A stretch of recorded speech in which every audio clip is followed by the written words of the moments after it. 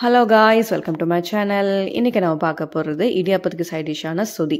நம்ம டிஃப்ரெண்ட்டாக குழம்பு, சால்னா, தேங்காய் பால் எல்லாமே ஊற்றி சாப்பிட்ருப்போம். ஸோ நான்வெஜ் கூட சேர்ந்து நம்ம சாப்பிட்ருப்போம் இடியாப்பத்துக்கு. பட் நம்ம திருநெல்வேலியில் கிடைக்கிற இந்த சொதி கண்டிப்பாக எல்லாம் ட்ரை பண்ணி பார்க்க வேண்டிய ரெசிபி. ரொம்ப ஹெல்த்தியான ஒரு வெர்ஷன் கூட. ஸோ இந்த சொதி ரெசிபி பார்த்துடலாம். ஃபஸ்ட்டு வந்து காய்கறி எல்லாம் வேக வைக்கணும். ஸோ நான் என்ன பண்ணேன்னா, கடாயில் வேக வச்சா ரொம்ப நேரம் ஆகுமோ அப்படின்றதுனால குக்கரில் வேக வச்சு எடுத்துக்கிட்டேன். இந்த தேவையான என்னெல்லாம் காய்கறிகளும் சைடில் லிஸ்ட் பண்ணியிருக்கேன். நான் ஆட் பண்ணது அது எல்லாத்தையும் போட்டு தேவையான அளவுக்கு கொஞ்சம் 3 அளவுக்கு தண்ணி ஊற்றி குக்கர் மூடி ஒரு விசில் வச்சு எடுத்துக்கிட்டேன். ஸோ வந்து ஒரு ஈஸியாக நம்ம பண்ணி முடிச்சிடலாம். அந்த கடாயில் எல்லாத்தையும் வெந்து வர நமக்கு டைம் இருக்காது. அதுக்கப்புறமா அது வெந்து வர டைம்லேயே சைடில் நான் தேங்காய் பால் எடுத்துக்கிட்டேன். தேங்காய் பால் வந்து நல்லாவே எடுத்துக்கோங்க. ஃபஸ்ட்டு பால் தான் ரொம்ப இம்பார்ட்டன்ட். உங்களுக்கு கொஞ்சம் கெட்டியாக கொஞ்சம் நல்லாவே வேணும்னா 1வது பால் மட்டும் ஆட் பண்ணுங்கள். நிறைய தேங்காய் பால் எந்த அளவுக்கு குழம்பு நம்ம பண்ணுறோமோ அந்த அளவுக்கு தேங்காய் பால் கண்டிப்பாக வேணும். இல்லை உங்களுக்கு கொஞ்சம் தண்ணியாகவே வேணும் அப்படின்னா 2வது பால் கூட நீங்கள் எடுத்து வச்சு யூஸ் பண்ணிக்கலாம் கடைசியில். அதுக்கப்புறமா இதுக்கு ஃபைனல் டச்சுக்கு கொஞ்சம் இஞ்சி சாறும் அதுக்கப்புறமா லெமன் ஜூஸும் வேணும். ஸோ அது ரெண்டுத்தையும் நல்லா எடுத்து வடிகட்டி ஒரு பாத்திரத்தை எடுத்து மாற்றி வச்சுக்கோங்க.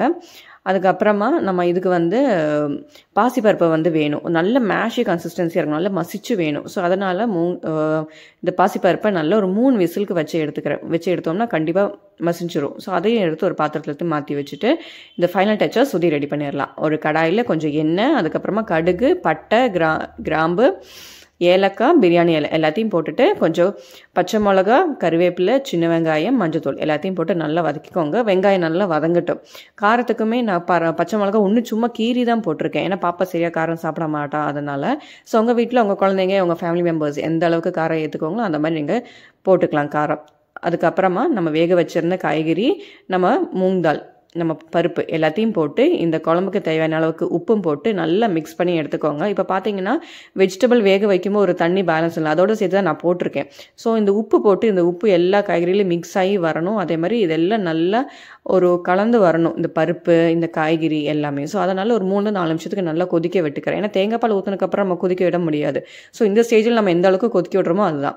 ஸோ கொதிக்க விட்டதுக்கப்புறமா அடுப்பு ஆஃப் பண்ணிவிட்டு நம்ம ஃபஸ்ட்டு பால் இருக்குது பார்த்தீங்களா, தேங்காய் பால், அது நல்லா ஆட் பண்ணிவிட்டு நல்லா கிளறிக்கோங்க. நல்லா மிக்ஸ் பண்ணிவிட்டு நம்ம ஃபஸ்ட் வந்து இஞ்சி சாறும் லெமன் ஜூஸும் வச்சுருந்தோம்ல அதையும் போட்டு இது கடைசியாக கொஞ்சமாக மல்லியலையும் போட்டு எடுத்தோம்னா நம்ம சொதி ரெசிபி ரெடி. ஸோ கண்டிப்பாக எல்லோரும் வீட்டில் ட்ரை பண்ணி பாருங்கள். இடியாப்பத்துக்கு கண்டிப்பாக ரொம்பவே நல்லா இருந்தது. எங்கள் வீட்டில் எல்லாருமே விரும்பி சாப்பிட்டாங்க. இன்னொரு இன்ட்ரெஸ்டிங்கான ரெசிபியில் மீட் பண்ணலாம். தேங்க்யூ ஃபார் வாட்சிங்.